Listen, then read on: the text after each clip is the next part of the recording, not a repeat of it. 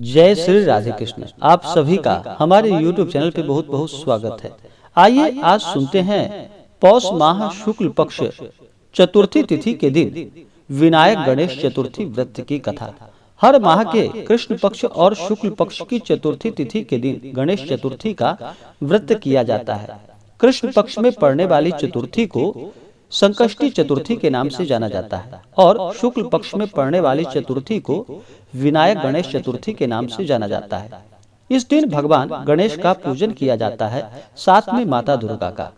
जो भी भक्त सच्ची श्रद्धा के साथ नियम और निष्ठा के साथ विनायक गणेश चतुर्थी का व्रत करते हैं, भगवान गणेश की कृपा से उनके सभी विघ्न दूर हो जाते हैं। भगवान गणेश विघ्न हरता है, मंगल करता है। भगवान भोलेनाथ माता पार्वती के पुत्र भगवान गणेश को समस्त सृष्टि में प्रथम पूजनीय का स्थान प्राप्त है।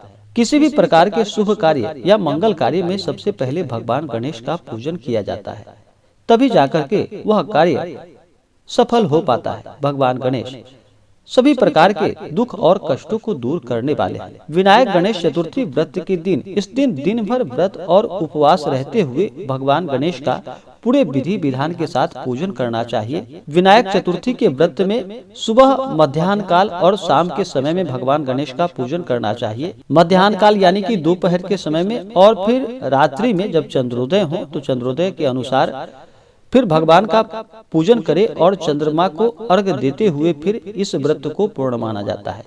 इस दिन भर व्रत उपवास रहते हुए इस व्रत को करना चाहिए। अगर उपवास न रह पाएं तो एक समय फलाहार ग्रहण करना चाहिए।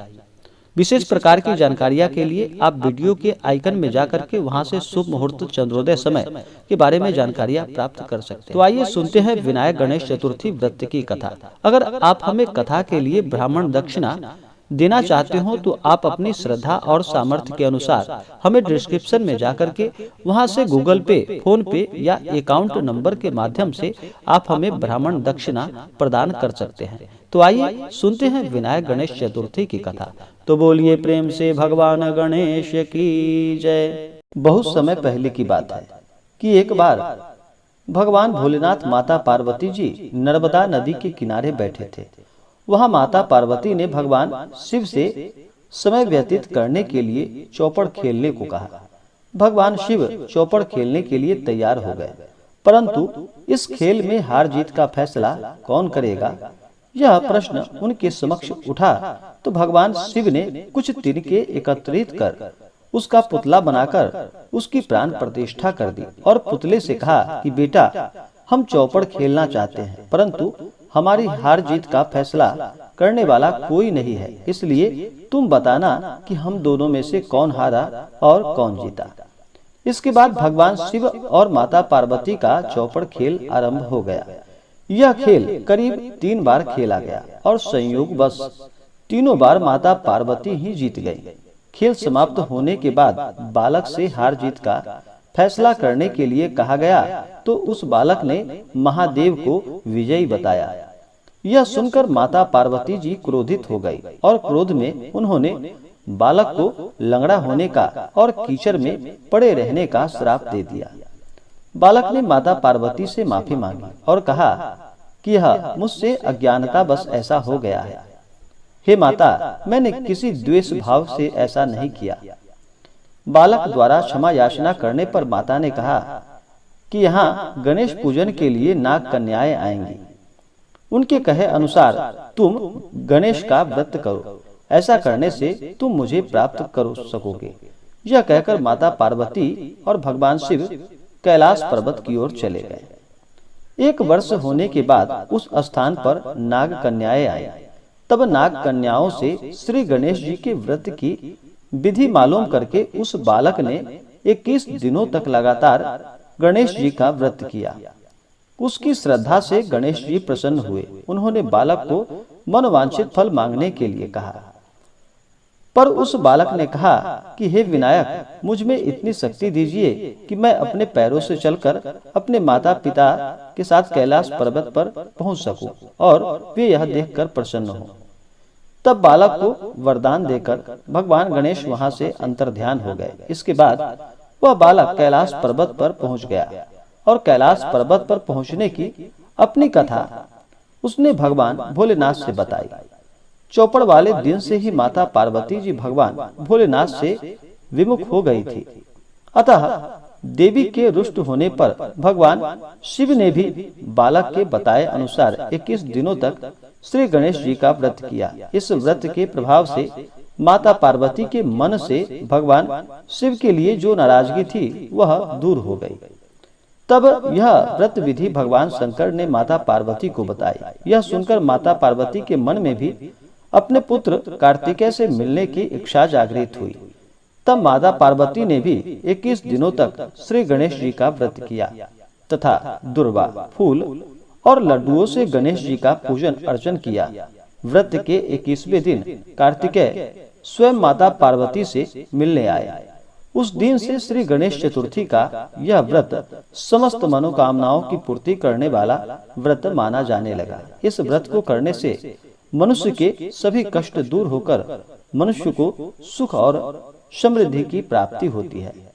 तो बोलिए प्रेम से भगवान गणेश की जय, भगवान भोलेनाथ की जय, माता पार्वती की जय। जो भी जातक गणेश चतुर्थी का व्रत करते हैं उन्हें चाहिए कि गणेश चतुर्थी के दिन सुबह ब्रह्म मुहूर्त में ही उठ करके अपने सभी नित्य क्रियाओं से निवृत्त होकर के गंगा नदी में या घर के जल में ही थोड़ा सा गंगा जल मिला करके स्नान करना चाहिए। शुद्ध वस्त्र धारण करके मन में संकल्प लेना चाहिए कि हे भगवान गणेश, हे विघ्न विनाशक, आज मैं आपके श्री विनायक गणेश चतुर्थी का व्रत करने जा रहा हूँ या करने जा रही हूँ। इस प्रकार से संकल्प करे और भगवान गणेश से प्रार्थना करे। आपके मन में जो भी इच्छा हो, जो भी कामना हो, वह भगवान गणेश को कहे।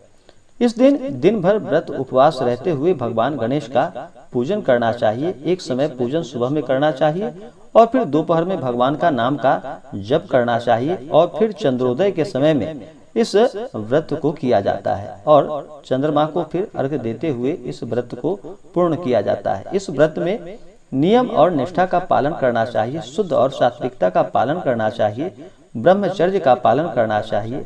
इस दिन तामसिक वस्तुओं का प्रयोग बिल्कुल भी ना करें। मांस, मदिरा, लहसुन, प्याज आदि का प्रयोग बिल्कुल भी ना करें। दिन भर व्रत उपवास रहें। अगर उपवास न रह पाए तो एक समय फलाहार ग्रहण करें। इस दिन भगवान गणेश के पूजन के लिए एक अच्छा सा जगह ले, उस जगह को अच्छे से पवित्र करके वहाँ पे एक मंडप बनाए, वहाँ चौकी रखे, उस चौकी पे लाल कपड़ा बिछा करके भगवान गणेश जी का मूर्ति या फोटो रख करके भगवान गणेश का पूजन करें। गणेश चतुर्थी के दिन भगवान गणेश के साथ साथ इस दिन माता दुर्गा का भी पूजन किया जाता है। इससे माता भवानी प्रसन्न होकर के मनोवांछित फलों को प्रदान करती हैं।